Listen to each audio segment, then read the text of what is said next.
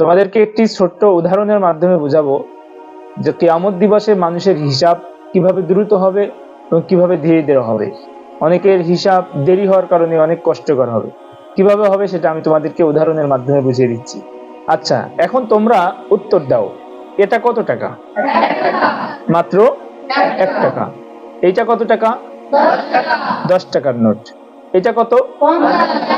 আর এইটা 100 টাকা। তোমাদের কাউকে যদি এই 1 টাকা খরচ করার জন্য বলা হয়, তোমরা হয়তো 2-5 মিনিটের মধ্যে এই 1 টাকা খরচ করে এসে বলে দিতে পারবে যে হুজুর আমি এই 1 টাকার একটা চকলেট খেয়েছি, তাই না? খুবই সহজ হবে তোমাদের জন্য। এরপরে যদি তোমাদেরকে 10 টাকা দিয়ে বলা হয় যে এটা খরচ করে এসো, হিসাব দিতে আর একটু সময় লাগবে কিনা? একটু সময় লাগবে, কারণ 10 টাকায় অনেক কিছু হয়।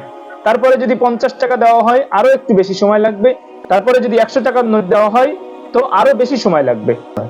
যত বেশি পরিমাণে টাকা তোমাদের কাছে দেওয়া হবে এবং খরচের জন্য বলা হবে, ওই খরচ করে আসার পরে তোমাদের হিসাব দিতে বেশি কষ্ট হবে। তো কিয়ামতের দিন মানুষের অবস্থা হবে এমন, যাদের অর্থ সম্পদ কম তারা অল্প সময়ের মধ্যে হিসাব দিয়ে বের হয়ে যেতে পারবে, এবং যাদের অর্থ সম্পদ বেশি হবে তাদের হিসাব দিতেও তেমনই কষ্টকর হবে। এই জন্য আমরা কখনোই অর্থ সম্পদের জন্য বেশি লাফালাফি করব না, বেশি দৌড়াদৌড়ি করব না, বেশি অর্থলোভীও হব না। আল্লাহ তাআলা বলেন, ইন্নাল্লাহা ইয়ারযুকু মান ইয়াশাউ বিগাইরি হিসাব। আল্লাহ তাআলা যাকে চান তাকে হিসাববিহীন রিজিক দান করেন।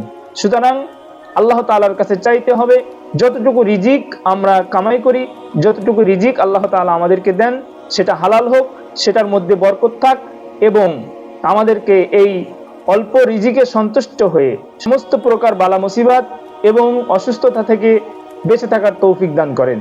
সবাই বলি আমিন।